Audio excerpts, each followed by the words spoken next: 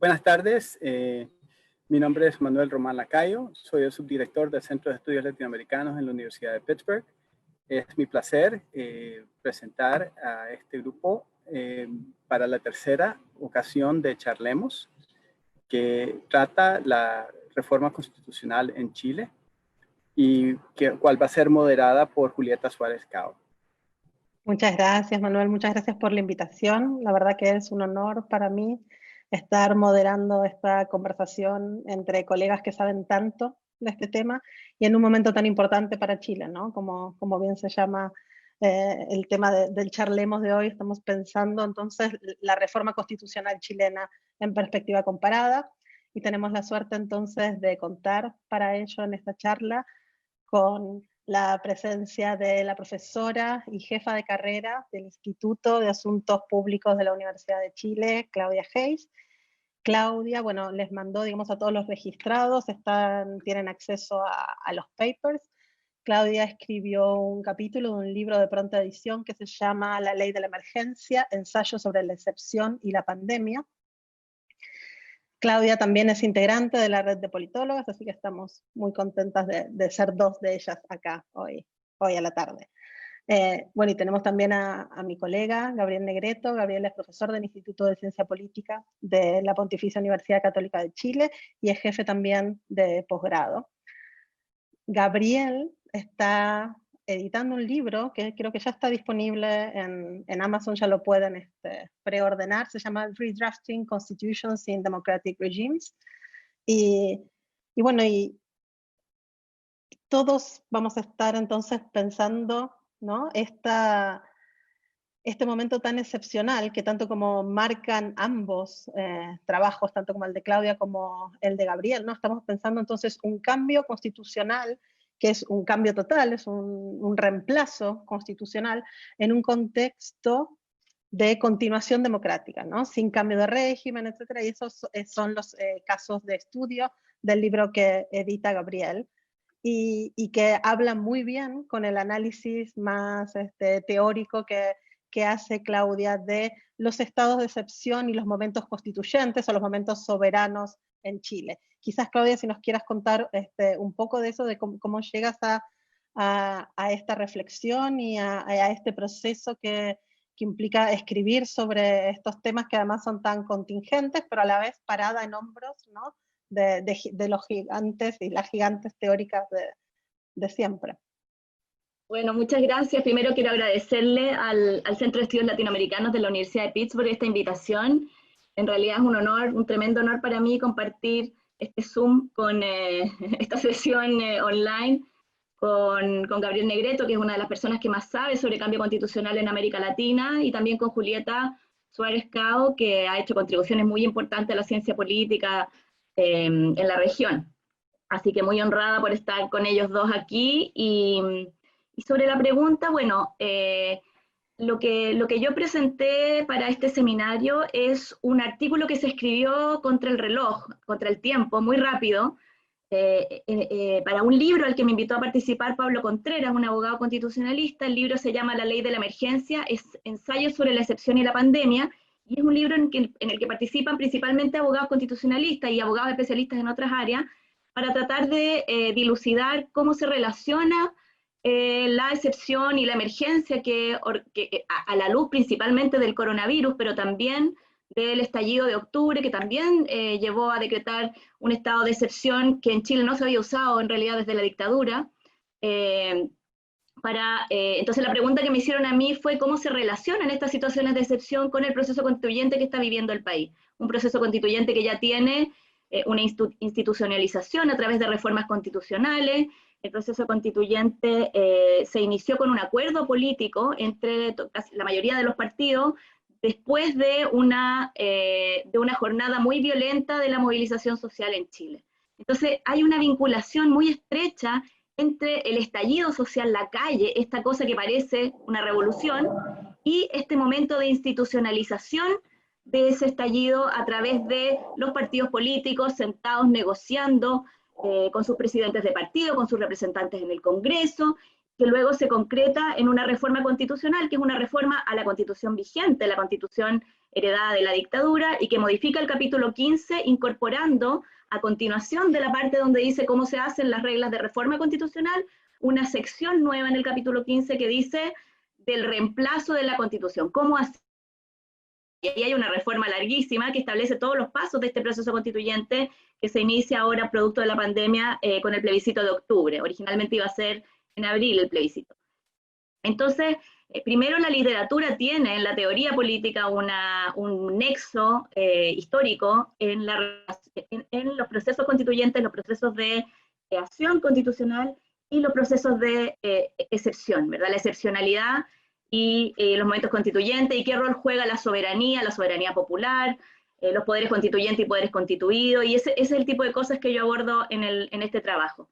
Y entonces el trabajo se llama, el artículo que yo contribuyo a este libro, bueno, entonces este libro tiene capítulos sobre emergencia y distintos temas, emergencia y estado de excepción constitucional, emergencia y administración, etcétera, emergencia y trabajo, emergencia y pobreza, por distintos especialistas. Y la parte mía, que era emergencia y proceso constituyente, yo lo traduje como que estamos en un momento de una frágil construcción de una salida democrática a un choque de legitimidades, que es la legitimidad entre lo constituyente y lo constituido, entre las instituciones que están funcionando y una ciudadanía que no se siente representada plenamente por esas instituciones. Y ahí yo creo que mi trabajo de alguna manera coincide con algo de lo poco que he podido ver del libro de Gabriel Negreto, cuando en la reseña que pone la editorial, se habla de la creación de constituciones en democracia, la creación democrática de nuevas constituciones.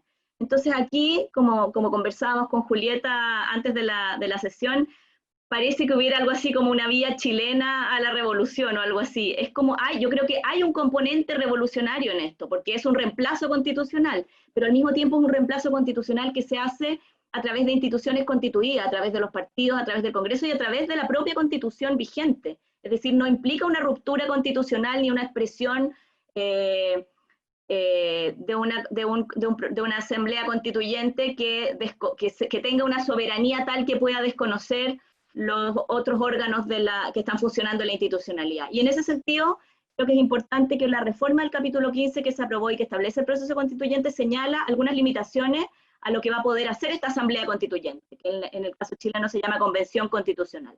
Esta convención constitucional tiene que respetar los tratados que existen en Chile, tiene que respetar los fallos del Poder Judicial, no puede atribuirse funciones más allá de hacer la nueva constitución, no puede suprimir el Congreso, no puede usurpar funciones del Poder Ejecutivo, es decir, hay como una dimensión soberana, porque lo que va a estar en discusión en la nueva constitución no está predeterminado y no está limitado, y en ese sentido se ha hablado en Chile de la hoja en blanco, es decir, la Convención Constitucional parte su deliberación de una hoja en blanco, no tiene una agenda predeterminada de lo que puede hacer, no parte del texto de la Constitución del 80, ni tampoco de la del 25, que es lo que algunas personas habían sugerido en algún momento, pero al mismo tiempo sí tiene algunas restricciones que tienen que ver con respetar el resto de los poderes del Estado. Entonces, hay una situación que yo creo que requiere mayor reflexión respecto de cuál es el nivel de capacidad de cambio que tiene esta Convención Constitucional y cómo va a funcionar esta nueva Constitución, que va a tener que dialogar con instituciones que ya están vigentes y que vienen de la institucionalidad anterior. Entonces, evidentemente esto va a ser un proceso largo de adaptación y quedan muchas preguntas abiertas por resolver respecto de cómo se va a dar ese diálogo y cómo se va a ir dando paulatinamente ese cambio y esa adaptación de todo el resto de la legislación, de las leyes orgánicas y de todo el resto del funcionamiento institucional con el nuevo texto que surja de la Convención Constitucional. Si es que gana la prueba y si es que gana Convención Constitucional. No, y eso es súper interesante, primero por la similitud, digamos, entonces con el libro de Gabriel. Gabriel analiza en ese libro otros casos, ¿no? Similares, de reemplazos constitucionales en sistemas en los cuales no ha habido una interrupción del régimen democrático, y a la vez esa similitud también choca con la diferencia de que, Gabriel, contanos, este proyecto es un proyecto de largo aliento, ¿no? Lo empezaron hace bastante, ¿por qué no nos cuentas un poco de eso? Y probablemente por eso Chile no está, ¿no? No ocupa un lugar central en el análisis del libro, y si lo tuvieras que especular hoy en día, digamos, ¿cómo pensarías Chile a partir del modelo que propones en el libro y de los demás trabajos de los y las colegas que escriben ahí? Sí, gracias Julieta. Bueno, primero quiero también comenzar agradeciendo al Centro de Estudios Latinoamericanos de la Universidad de Pittsburgh, a Jennifer Sir por esta invitación.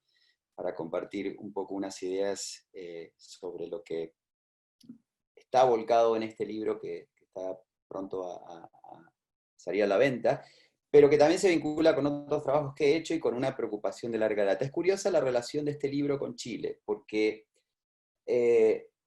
hay dos fuentes de las cuales surgió la idea. Una es una preocupación teórica, casi te diría filosófica, que viene, la tengo de larga data, que tiene que ver con el problema de que en la teoría constitucional, en el derecho constitucional comparado, no existe una reflexión sobre cómo se reemplaza una constitución dentro de una democracia. ¿Por qué? Por la sencilla razón de que el proyecto constitucionalista desde el siglo XVI en adelante, y particularmente de las grandes revoluciones de fines del siglo XVIII, pensó que las constituciones se creaban para siempre y surgían en momentos fundacionales, luego de una revolución, a veces de manera irregular a través de un golpe de Estado, y luego se recuperó parte de la reflexión con las transiciones a la democracia. En Europa del Sur, a mediados de los 70, luego con Europa del Este, pero no ha habido ni una reflexión ni teórica ni comparativa acerca de los desafíos legales y políticos que plantea el reemplazo de una constitución dentro de una democracia ya establecida.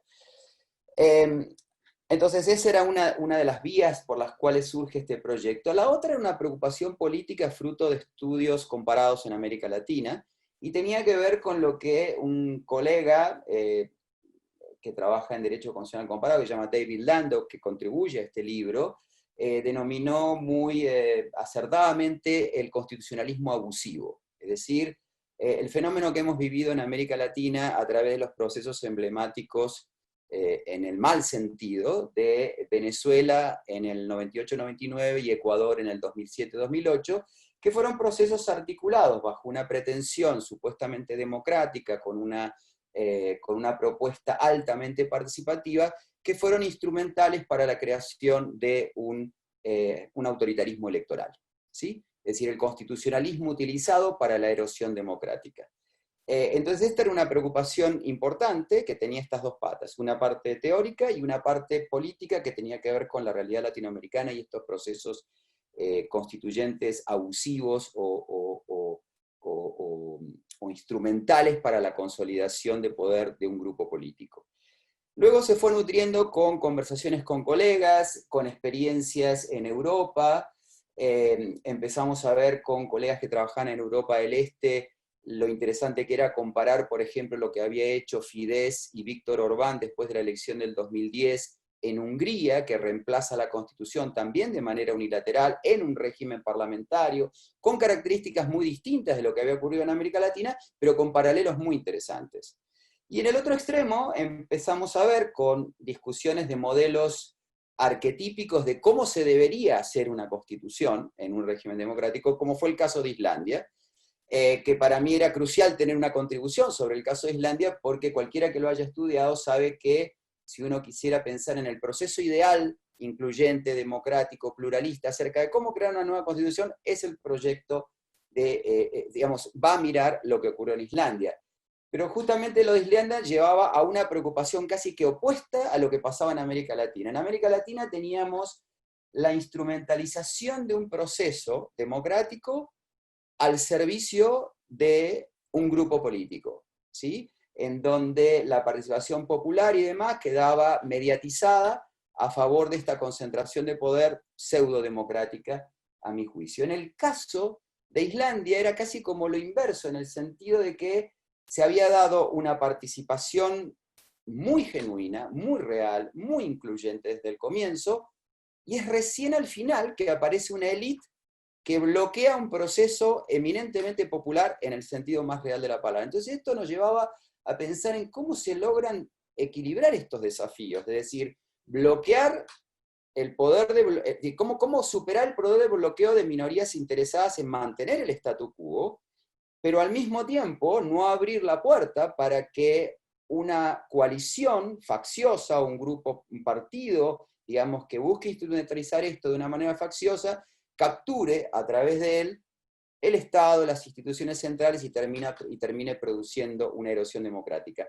que finalmente también podría ocurrir cuando se bloquea finalmente el proceso, como ocurrió en Islandia, que es un poco el argumento del autor que trabaja en nuestro libro, que claro, es más discutible que lo que ha pasado en América Latina en cuanto a los efectos nocivos en la democracia. ¿Cuál es la relación con Chile?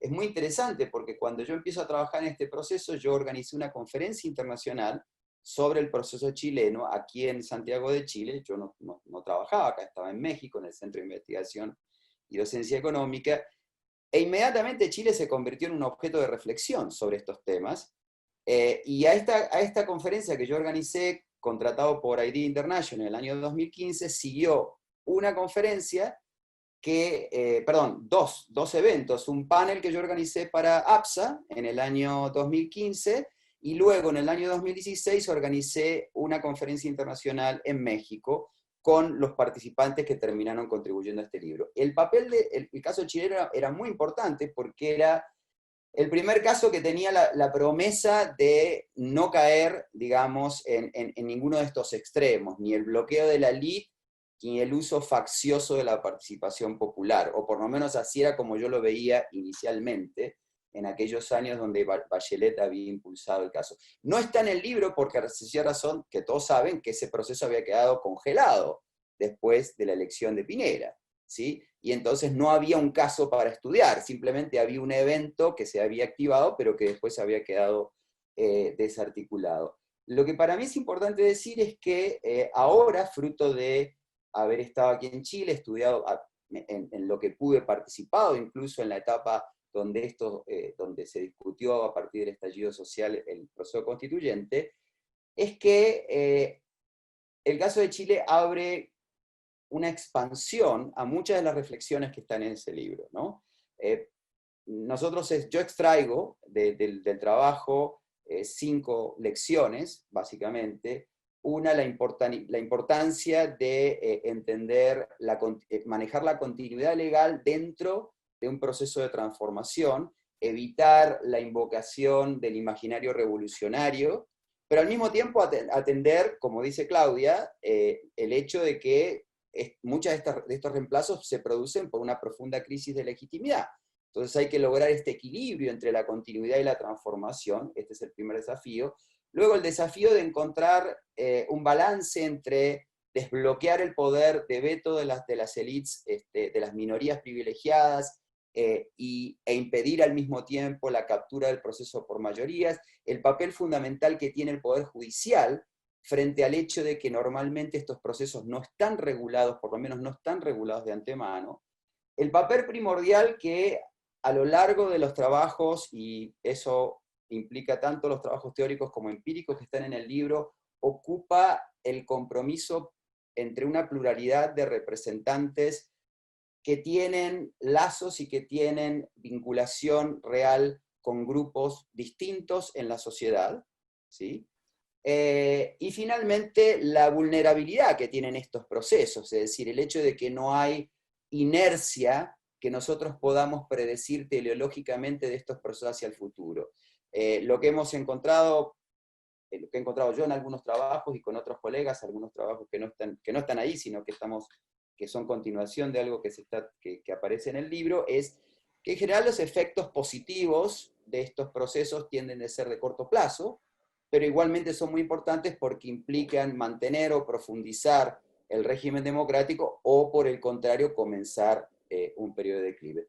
Lo que no está explorado en el libro, y con esto termino, es la importancia que tiene la participación popular, no en los referendos y en los procesos agregativos para iniciar o para culminar el proceso, sino que tiene durante la elaboración de una nueva constitución, sobre todo en los casos en donde la presuposición que está en este libro y está en otros trabajos que yo he realizado, de que las élites que negocian, y que yo creo que ese es el elemento más importante que tiene que estar en estos procesos, y que acuerdan un compromiso constitucional, tienen raíces sociales, y esas raíces sociales están vigentes y son efectivas. Cuando eso ahí lo quería enganchar con lo que decía Claudia, a ver si podían hablar los dos sobre esto, ¿no? Claro. Sobre esta tensión. Sí, claro, para terminar con la idea, es que cuando esto está debilitado o está bajo cuestionamiento, ¿sí? La única forma, o mejor dicho, una posible forma de restaurarlo, de mejorarlo, es dándole credibilidad a estos acuerdos que van a generar las élites, porque de lo contrario caeríamos en un problema inverso, ¿sí? Al de los casos en donde un grupo político manipula el proceso para su beneficio. Aquí podría ser que tengas un gran acuerdo entre élites, un acuerdo muy incluyente a ese nivel, pero que sin embargo la ciudadanía no les cree, les parece que esto es irrelevante, o que otra vez se están sirviendo para sí mismos. Yo creo que no hay muchas recetas para esto, pero una participación efectiva durante el proceso, no en los referendos meramente, es fundamental, y me parece que el proceso chileno en este momento requiere una discusión muy profunda sobre este tema, porque yo hasta ahora no he visto absolutamente nada. Y me gustaría que charlaran por ahí un poco más entre ustedes cómo en el libro, en el análisis de Gabriel está esta tensión entre representación y participación, ¿no? Pero es una visión a veces de representación que tiene más que ver con los mecanismos formales de quienes se presentan en la elección y no tanto con la conformación final de la Convención Constitucional. El proceso chileno también es muy interesante por esto, ¿no? De que si gana el apruebo con Convención Constitucional vamos a tener una convención paritaria y además con escaños reservados para pueblos originarios, como que la parte de la representación en ese sentido un poco se empieza a traslapar, ¿no? con lo de la participación que estaban hablando, y esto en relación también obviamente con la legitimidad del proceso. Me gustaría ver si pueden elaborar un poco en base a cómo este caso tan particular, ¿no? Puede llegar a congeniar estas dos visiones que a veces para Gabriel parecen ser opuestas, pero me parece que para Claudia son más complementarias, ¿no? Bueno, por eso yo hablo de la fragilidad de este choque de legitimidades. O sea, es cierto que este proceso constituyente es rechazado por mucha de la gente que marcha. La gente que marcha en Plaza Italia o en la Plaza de la Dignidad, como se le llama ahora, no vota. O sea, los datos que tenemos sobre la gente sobre todo la gente más joven que se manifiesta públicamente, que sale a protestar, en general es gente que no cree en la vía electoral para el cambio político. Y eso es un problema. Es un problema, además yo creo, en parte, no exclusivamente, pero en parte derivado de la Constitución y del esquema institucional de la transición, que fue un esquema muy desmovilizador, muy orientado a generar gobernabilidad a través de la desmovilización en los primeros años de la transición a la democracia, y que llevó a este divorcio tan grande entre élites y ciudadanía que las ciencias sociales en Chile vienen registrando desde hace muchas décadas. O sea, los informes del PNUD y los trabajos, hay muchos trabajos de sociología, de ciencia política, el trabajo sobre partidos políticos de David Altman y Juan Pablo Luna, de cómo perdieron su raíz política. Siempre hubo algunos académicos que pensaban que eso no era necesariamente malo, que podía ser señal de una democracia de baja intensidad como la estadounidense, donde el hecho de que la gente no participara podía interpretarse como confianza en los que estaban tomando las decisiones. Esa posición, que ha sido minoritaria en las ciencias sociales, yo creo que ha demostrado estar equivocada políticamente, digamos, con el estallido, y no solo con el estallido, sino con las décadas, por lo menos la década anterior al estallido, porque desde el 2006 al menos, con el movimiento Pingüino, se viene mostrando la insuficiencia de los canales institucionales de la representación política, por el desborde de estos canales institucionales, tanto en el aumento de la judicialización de temas políticos, gente que recurre más bien a los tribunales que a tratar de resolver los problemas políticos, y el aumento del rol político de los jueces, y también principalmente en los movimientos sociales, que son otra forma de desborde de los canales institucionales. La pregunta es hasta qué punto están divorciadas estas dos vías, y en ese sentido, el acuerdo del 15 de noviembre, por muchas de las personas que protestaban y que siguen protestando, hoy día vimos escenas de una marcha con distanciamiento social, hoy día se acabó la cuarentena en algunas comunas, y inmediatamente se produjo una manifestación en la Plaza de la Dignidad de personas, menos personas por supuesto, y distantes unas de otras, pero la movilización no se ha acabado en Chile, y entonces la pregunta es hasta qué punto la salida institucional va a poder destrabar la crisis política que generó esta institucionalidad tan refractaria a la participación social. Y por eso yo estoy de acuerdo que desde el punto de vista de la representación institucionalizada es un avance muy importante lo que pasó con la Convención Constitucional y el reconocimiento por prácticamente todo el sistema político de que las reglas de las elecciones de diputados no eran suficientes para elegir la Convención Constitucional y por lo tanto que era necesario incorporar la paridad de género y los escaños reservados para pueblos indígenas, que entre paréntesis lo de los escaños reservados todavía no se resuelve, está por resolverse. Pero también es evidente que eso tampoco es suficiente. Entonces aquí, un poco yo concuerdo con Gabriel en que lo importante es cómo va a funcionar la Convención Constitucional y cómo va a ser la relación entre la Convención Constitucional y la participación ciudadana en los debates de la Convención. Nosotros tenemos una experiencia bastante negativa respecto de las audiencias en comisiones de la sociedad civil en el proceso legislativo, y mi temor es que la Convención Constitucional repita lo que pasa con las leyes en Chile, que es que junta la comisión, invitan a un par de expertos, invitan a personas afectadas por la ley, invitan a gente de la sociedad civil, y después eso no tiene ninguna incidencia en cómo se legisla. Si ocurre eso con la Convención Constitucional, yo creo que eso va a hacer tambalear esta posibilidad de salida institucional. Y por eso mi argumento sobre la fragilidad de este nexo en el fondo entre Islandia y un proceso institucionalizado es que hay que construir puentes donde esté en sintonía la demanda ciudadana y una élite que de manera creíble abra la participación a grupos que han estado excluidos de manera muy aberrante en Chile, las mujeres, los indígenas, las personas con discapacidad, una serie de otros grupos que no han podido participar de la decisión política en Chile por mucho tiempo. Gabriel. Sí, sí. A ver, nada más una aclaración. No, yo no creo, y no está tampoco en el libro la idea de que representación y participación sean opuestas. Lo que sí está, y está en la introducción, y está en varios capítulos, alguno que yo escribí también en colaboración con una colega sobre Hungría y Polonia, es el hecho de que no se puede pensar a la participación como una dimensión autónoma, aislada, y mucho menos una dimensión que se pudiese articular de forma separada de la representación. Es decir, toda la reflexión que han tenido hasta ahora los teóricos y los comparativistas que analizan democracia directa, aplican a los procesos constituyentes. Es decir, no existe tal cosa como una democracia participativa sin buenas instituciones de representación, y lo que más se puede esperar de la participación es que refuerce la representación y mejore la calidad de la democracia a partir de esta interacción. En este sentido, yo aplico este razonamiento a los procesos constituyentes y creo que la participación complementa los elementos representativos. Lo que sí me parece, y la evidencia empírica es bastante contundente, es que el elemento sine qua non para que un proceso constituyente en democracia produzca al menos el mantenimiento del régimen y una posible profundización es que tiene que haber un acuerdo multipartidista, un acuerdo incluyente, un compromiso constitucional,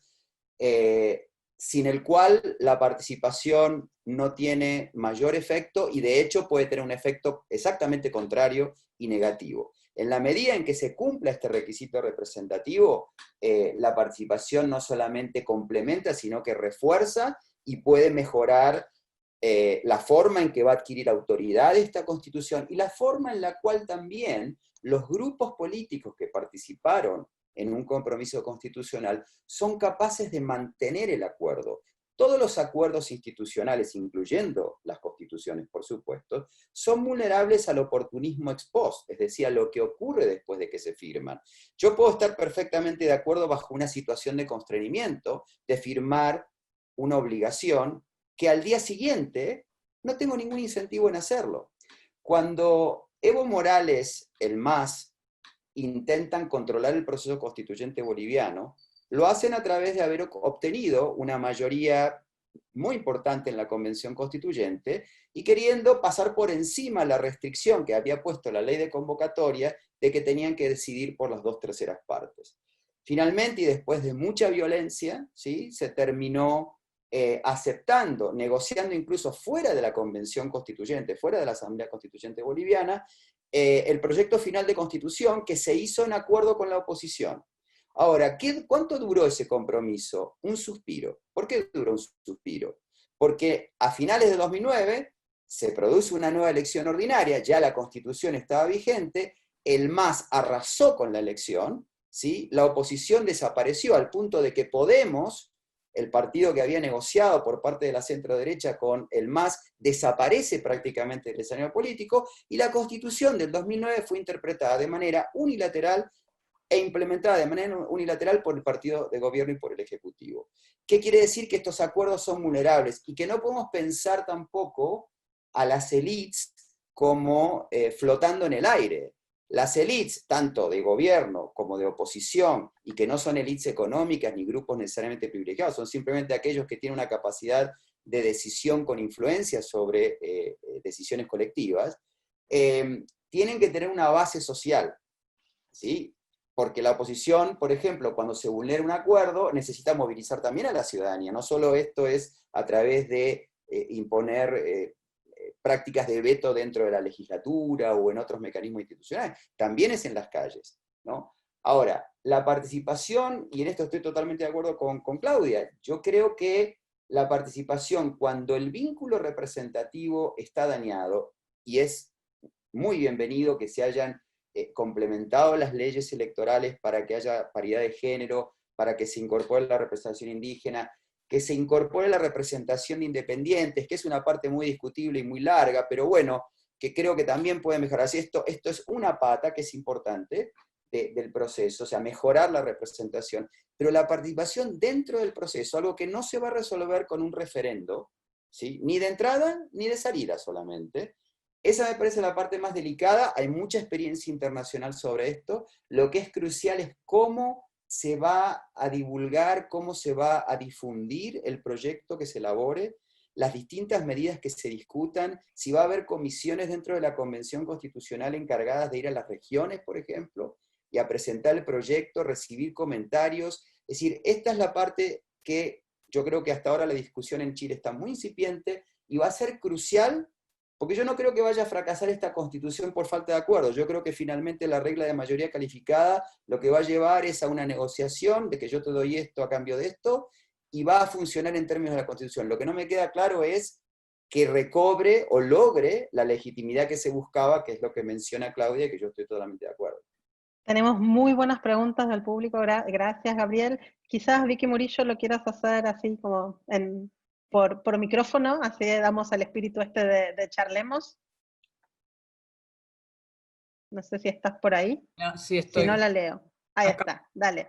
Porque viene más o menos justo con lo que venía diciendo Gabriel. Sí, un poco la pregunta que yo tengo tiene que ver con la comparación de la experiencia de Islandia de participación con la experiencia fracasada chilena de participación bajo la segunda administración de Bachelet, con los cabildos y toda el momento en el cual se llevó a que la gente empezara a discutir una reforma constitucional, un proceso muy, muy innovador en ese sentido, comparado muchas veces con el de Islandia, pero que no llegó a nada.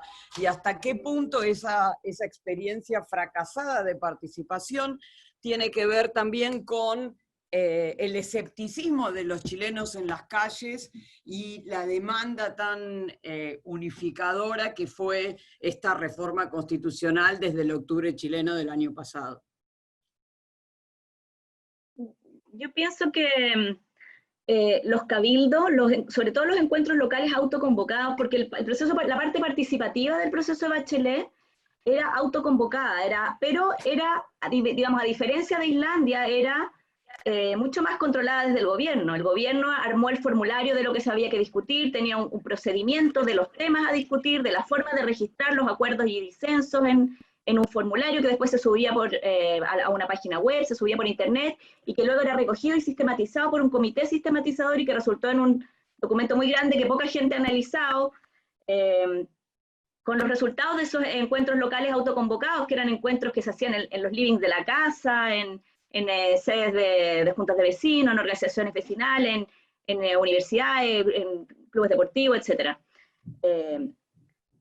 Y lo que sí, yo creo que el proceso Bachelet hubo como un divorcio entre esa etapa participativa, que tuvo un carácter expresivo principalmente, y la etapa de elaboración del proyecto de constitución, que no tuvo mucha vinculación con ese proceso y que fue hecho a puerta cerrada en el Ministerio del Interior, con abogados del gobierno, de manera no de cara a la ciudadanía. De repente, una semana antes de que se acabara el gobierno de Bachelet, se presentó este proyecto al Congreso, un poco como para decir cumplimos, porque realmente presentarlo ya cuando el gobierno iba de salida. Entonces yo creo que ahí hubo una falla en el diálogo entre la participación y la parte institucional, un divorcio radical entre toda esta etapa participativa y la presentación de este proyecto de ley que nadie sabía de dónde venía, quién lo había hecho, y que tiene cosas que no tienen mucho que ver con lo que dicen los resultados de la etapa participativa. Ahora, lo que pasó después del estallido, con la gente juntándose en las plazas, que sí fue autoconvocado sin ninguna presencia institucional, está lleno desde entonces, y todavía por Zoom, pero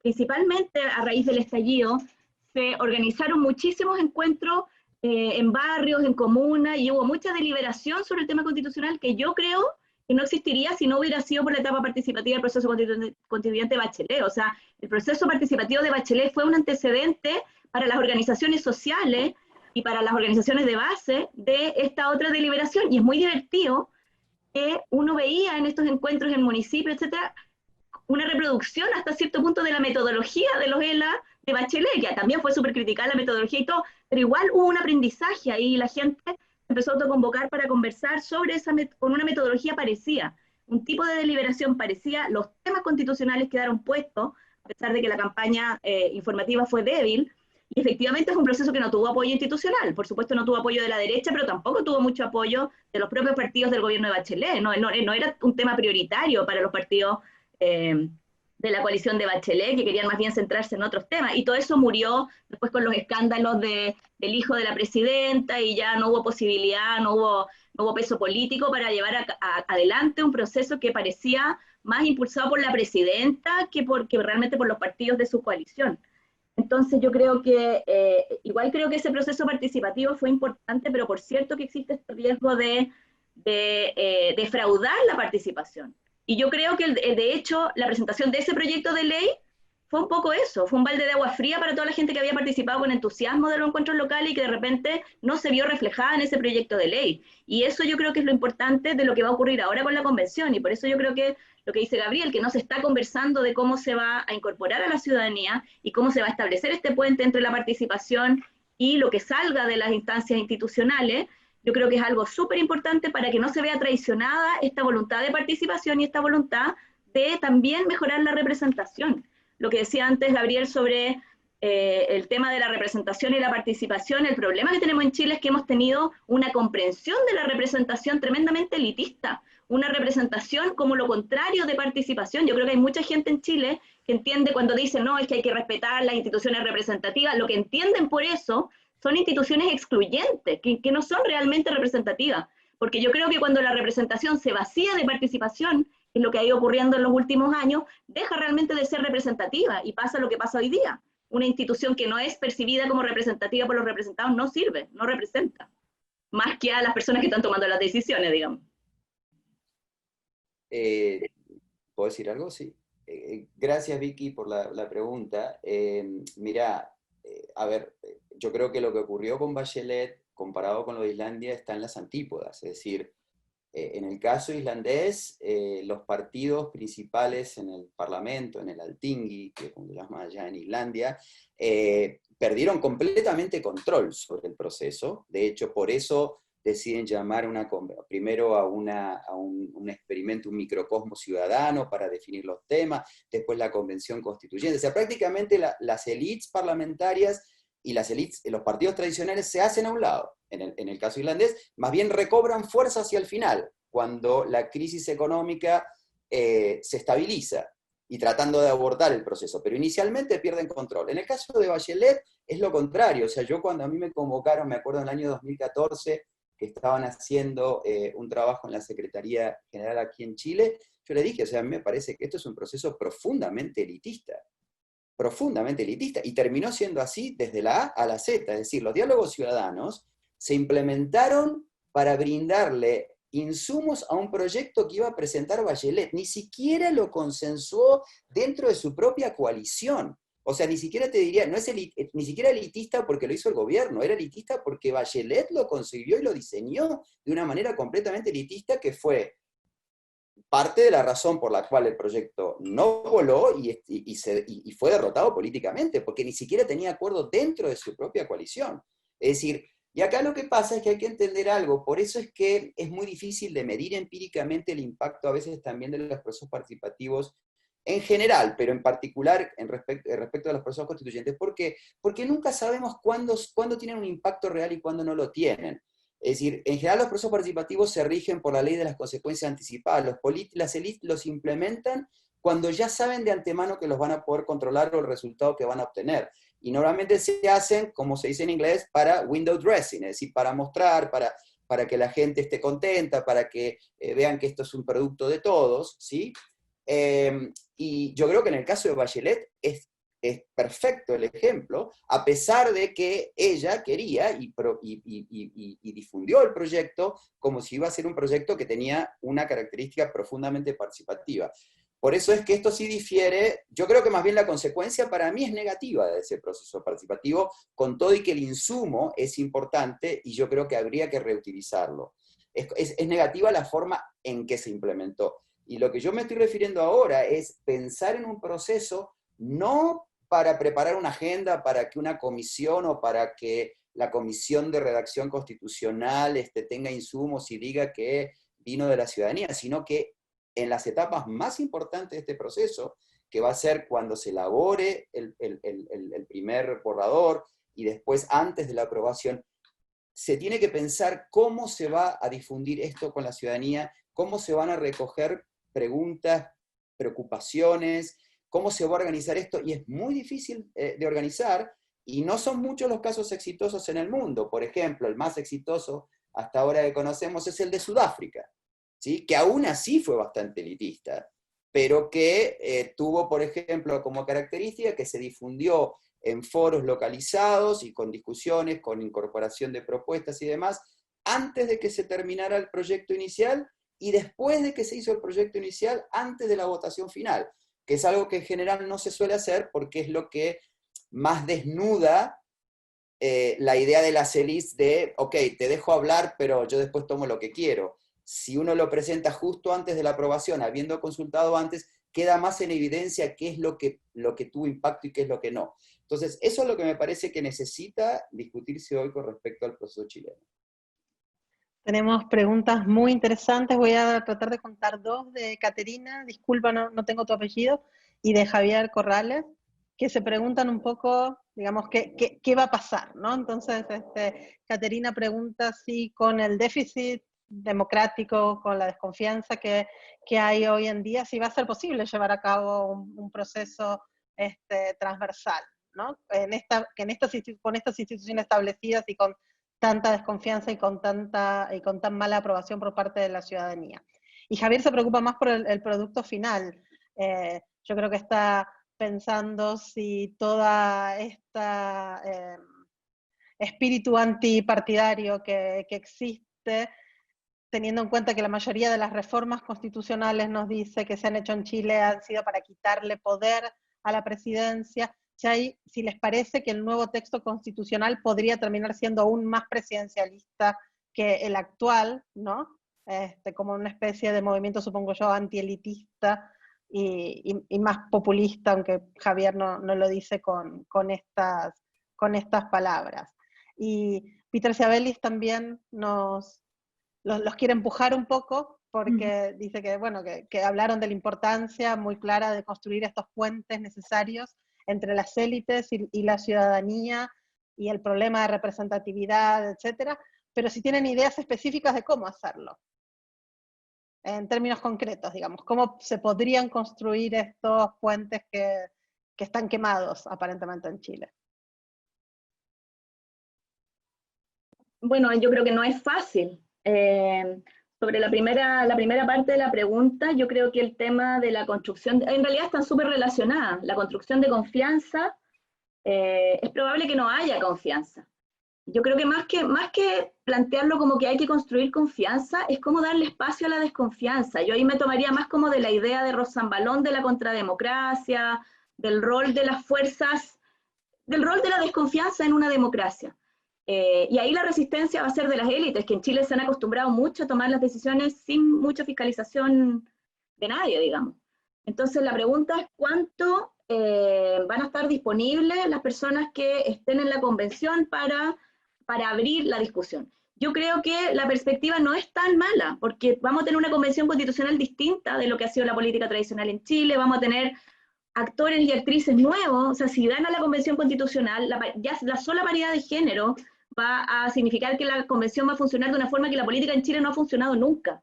O sea, yo creo que la gente no sabe que en Chile, hasta la última reforma, o sea, hasta este Congreso que se eligió en 2018, las personas que hacían las leyes eran un 85% hombres, teníamos un 15% de mujeres en el Congreso. Y mucho rechazo a abrir la participación a las mujeres en todos los sectores políticos. O sea, la cerrazón, digamos, a la participación de mujeres, a las cuotas, etcétera, es transversal. Ha sido transversal, por supuesto, no en el discurso. Muchas veces los partidos dicen, no, sí, igualdad. Nadie dice que está en contra de la participación de las mujeres, pero a la hora de soltar poder, que es lo que finalmente significa incorporar actores nuevos, no hay disposición a soltar poder, que es lo que está ocurriendo hoy día con los escaños reservados para pueblos indígenas. Nadie dice que está en contra de los escaños reservados, pero cuando uno ve las negociaciones, evidentemente hay posiciones distintas, que no se dicen públicamente, porque nadie quiere ceder poder. El punto es hasta qué nivel las élites se han visto forzadas a ceder poder. O sea, yo creo que ya el proceso constituyente ha sido una cesión de poder forzada. En los cambios en la participación política en la Convención Constitucional, la paridad de género, los escaños reservados, la incorporación de independientes ha sido forzada. El punto es hasta qué nivel la Convención Constitucional también va a permitir esa incorporación y esa apertura. Yo creo que ahí el caso de Islandia da ideas interesantes. O sea, es cierto que es cierto que el caso de Islandia no fue un proceso constituyente, pero yo creo que igual se puede aprender de las experiencias de las formas de recoger opiniones, de todos los sistemas que implementaron de crowdsourcing, la forma en que se deliberó, etc. Esto respecto a la pregunta de Peter Schiavelli. Digamos, el tema es cómo hacerlo con el sistema político. Ahora, yo creo que el sistema político está en una mayor disponibilidad a la apertura que en cualquier otro momento en la historia de Chile. Sigue siendo difícil y sigue siendo una construcción... la ciudadanía va a seguir desconfiando y las élites van a seguir no queriendo soltar, digamos, poder, pero yo creo que las condiciones hoy día son más propicias que en otros momentos de la historia de Chile, y por eso yo tengo una cuota de optimismo, a pesar de que yo veo que la gente odia los partidos, odia los acuerdos. Cuando yo participé en la comisión técnica del proceso constituyente, y después cuando iba a reuniones con la sociedad civil me insultaban por haber participado, por negociar, digamos, ¿no? Por negociar algo que abrió el proceso, un camino institucional al proceso constituyente. Entonces, no digo que esto esté garantizado, pero yo creo que hay mayor disponibilidad del sistema político y mayor capacidad de organización de la ciudadanía para hacer que esto avance. Y ahora, respecto de si el producto va a ser más presidencialista, yo tengo la impresión de que no. Yo creo que la fuerza que está detrás de esto, y en ese sentido creo que el proceso es distinto a lo que ocurrió en Bolivia o en Ecuador, no está liderado por el presidente, no está liderado por una fuerza, por un poder concentrado, es un proceso de desconcentración, es una demanda por desconcentración del poder, y en ese sentido yo creo que parte del impulso que está detrás del proceso de la movilización, digamos, y de las demandas, tiene que ver con desconcentrar en términos funcionales, o sea, con aumentar el contrapeso del Congreso respecto del presidente, y también con desconcentrar en términos geográficos y buscar alguna forma de descentralizar un poco la decisión política y acercar la decisión política a la gente, lo que por supuesto tiene una serie de otros problemas y peligros. Pero ahí, bueno, el tema es cómo se va a buscar un buen diseño institucional que responda a esas demandas sin producir problemas nuevos, digamos, en el sistema político chileno. Sí, a ver, brevemente sobre estas preguntas, ¿cómo se reconstruye la confianza perdida? Hay que aclarar algo, el momento constituyente, el proceso constituyente es un evento muy limitado en el tiempo, ¿sí? Significativo, pero muy limitado. Pensar que el vínculo dañado de representación va a restaurarse por algo que se haga o no se haga en este proceso, digamos, no es poner una expectativa muy real. Esta es una pregunta ya de más largo plazo, es decir, cómo van a ser los partidos, cómo van a ser las élites, cómo va a ser la clase política chilena de aquí a futuro para restaurar esta confianza. Yo creo que en parte, y esto es algo que yo opiné desde el comienzo, es decir, es curioso porque el gobierno, la centroderecha, que siempre postuló la idea de que la Constitución era un elemento que no era necesario cambiar porque pasaba por otro lado, digamos, si estamos bien, estamos mal, el país se desarrolla, etc., se agarró, porque, digamos, en un momento cuando el estallido social le empezó a desbordar al gobierno, el gobierno no lo podía controlar, uno de los principales impulsores del acuerdo, que llevó al acuerdo del 15 de noviembre, fue el gobierno, porque se dio cuenta que si perdían esa jugada, perdían por goleada.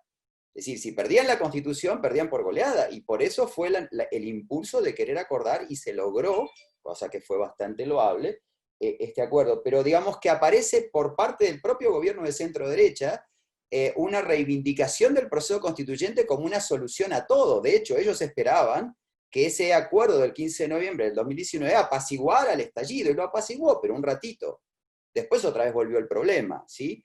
Entonces, sí, yo no creo que se vaya a restaurar la confianza solo por el proceso. Lo que pasa es que aquí lo importante es el producto final, qué tanto va a servir, porque esto va a insumir tiempo, recursos económicos, recursos institucionales, qué tanto va a ser visualizado por la ciudadanía como algo que implica un avance. Entonces, más que restaurar la confianza perdida de una sola vez y para siempre, yo lo que pienso es cómo se va a poder lograr que este producto sea visualizado por la ciudadanía como un avance, y esto es lo más importante. Entonces, en ese sentido, con respecto a la pregunta de Peter, a ver, hay muchos mecanismos posibles, yo no tengo una solución mágica, pero en el contexto chileno, y esto tomando en cuenta la experiencia comparada, primero tiene que haber un proceso de educación constitucional importante que falta en Chile, como falta en casi todos los países donde se hacen experimentos de este tipo, ¿sí?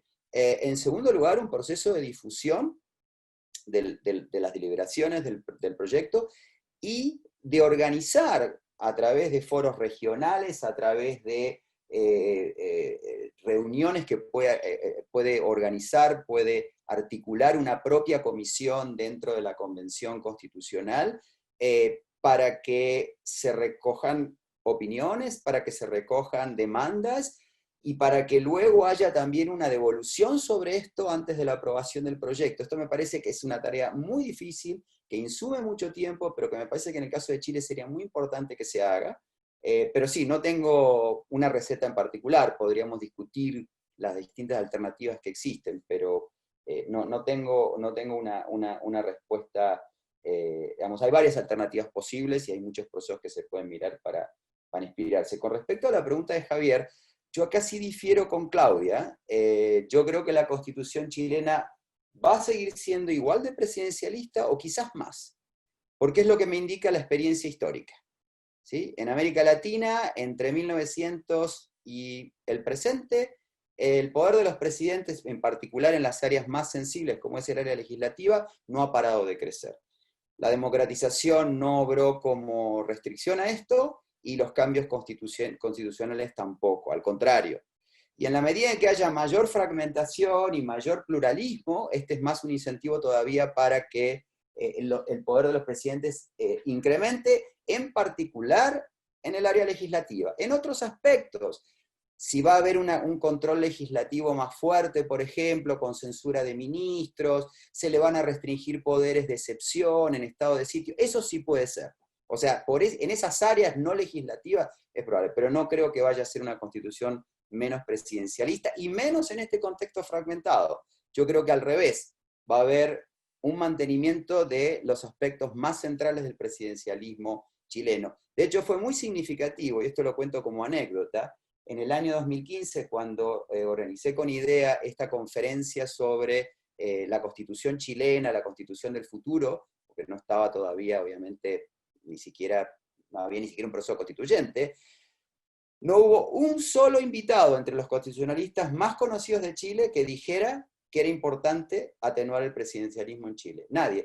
Salvo Pablo Ruiz Tagle, que dijo, me acuerdo, que era importante pensar en el semipresidencialismo, pero con una figura presidencial fuerte.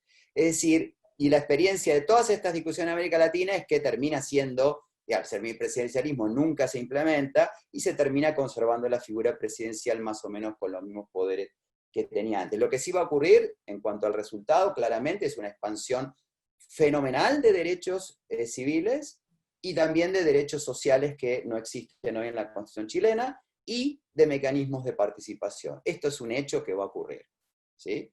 Pero no creo que va a haber un reequilibrio de poderes en el sentido de que se vaya a atenuar el régimen presidencial chileno. Interesante eso, Gabriel, que no se va a tocar mucho la sala de máquinas, en tu opinión. Yo hubiera pensado más como Claudia, Se pero va a por ahí discutir, somos se va a discutir optimistas de muchísimo. Va a haber miles de editoriales, desconcentración. pero al final del día no va a ocurrir nada, por lo menos esa es mi predicción. Sí, sería interesante pensar también en términos de descentralización, ¿no? Pero eso ya es Eso es agua otra para cosa, mi ahí molino. podría ocurrir algo, sí, en descentralización sí. Tengo una preguntita más, bueno, tengo varias preguntas más, pero tengo otra, por ahí si lo podemos responder, nos pasamos un poquito de tiempo, pero es el charlemos en castellano, tenemos instituciones latinoamericanas, nos podemos pasar un poquito más. Hay una pregunta muy interesante de Raúl Sánchez Uribarri sobre el control jurisdiccional, ¿no? ¿Qué va a pasar con la judicialización si podría ocurrir, una judicialización del proceso constituyente, ¿no? ¿Qué va a pasar supongo que con el Tribunal Constitucional y con el rol del Poder Judicial en sí en este momento en Chile? O sea, respecto al tema de la judicialización, la principal preocupación que tienen, sobre todo los sectores que están en contra de la incorporación de derechos sociales, es justamente que se judicialice la política por la ampliación de derechos. Yo creo que esa es una preocupación legítima, es una preocupación que tiene que ver con no debilitar las instancias de participación política. Hay que decir que igual ya ha ocurrido en Chile, hay un artículo de Anita Perricones sobre, por ejemplo, cómo han aumentado los recursos, ella habla de la movilización legal, o sea, hay una movilización, por ejemplo, en Chile en el tema de las ISAPRES, en que la gente, como no se resuelve políticamente el problema de las aseguradoras de salud, la gente recurre, cada vez que le suben sus planes, recurre a los tribunales, los que pueden, los que tienen abogados, los que están organizados. Entonces también yo creo que ya hay una judicialización que es producto de, pero en el fondo yo creo que lo que genera la judicialización es sobre todo el fracaso de la política para resolver problemas. Y yo creo que el proceso constituyente debiera contribuir a mejorar la capacidad de la política y no a reducirla. Y en ese sentido creo que va a ser para mejor. Y si los jueces pueden promover también, o sea, el que llegue a los tribunales no necesariamente implica sacar la discusión del sistema político. Es posible que los jueces, como ocurrió por ejemplo con el Tribunal Constitucional en Sudáfrica, que los jueces promuevan la acción del sistema político. O sea, es posible que fallos, por ejemplo, como ocurrió en Sudáfrica con temas de vivienda, que fallos de la justicia impulsen al Congreso a tomar ciertos temas que no estaban tomando. Entonces yo también creo que no es tan sencillo como decir, oh, no pongan derechos porque entonces se va a judicializar la política. Puede que el efecto sea virtuoso en términos de empoderar también que la política resuelva esos problemas. Sí, yo si entiendo bien la pregunta de Raúl, me parece que él está pensando la judicialización en dos niveles y uno de ellos incluye el propio proceso, ¿no? Si no estoy leyendo mal la pregunta, porque sí. una de las cuestiones que ha surgido es que esto está siendo regulado en muchos aspectos, como lo dijo Claudia antes al principio, hay una regulación ya desde la Constitución acerca de cómo tiene que ser el proceso. De hecho, está regulado que va a decidir por 2/3 partes, es decir, que la aprobación, por ejemplo, del texto tiene que tener una mayoría calificada, entre otras cosas. Entonces, ¿esto qué pasa? Esto quita autonomía a la Convención en cuanto a muchas materias del reglamento interno. ¿Pueden surgir disputas? Sí. Si esas disputas, esas controversias surgen, puede ocurrir que se tenga que recurrir a una instancia jurisdiccional para resolverla. ¿Qué tanto va a ocurrir o no? Eso depende del grado de polarización con el que lleguen los grupos políticos y sus representantes a la convención. Si se produce una suerte de convergencia entre algunos sectores y se logran hacer acercamientos para presentar proyectos en común. Es decir, casi que si la coalición reformadora o una incipiente coalición reformadora se forma antes de la elección o cercano a la elección, es probable que estos conflictos no ocurran y que la judicialización del proceso no ocurra o sea muy limitada.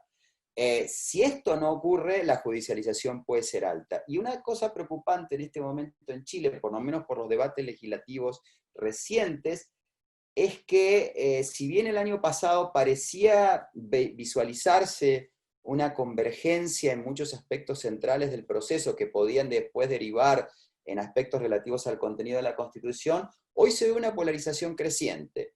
Sería deseable que esto disminuya, porque si se llega con ese nivel de confrontación, obviamente la judicialización dentro del proceso, va a aumentar. Y lo que dice Claudia es verdad. Yo lo que creo también por experiencia, y aquí hay una suerte, aquí hay que tener cuidado, me parece, en el proceso constituyente chileno, por las demandas que activaron al proceso, que son demandas de tipo social, mejor salud, salud pública, acceso al agua, recursos naturales, control del Estado, en fin, un montón de cosas que aparecieron con las demandas, es que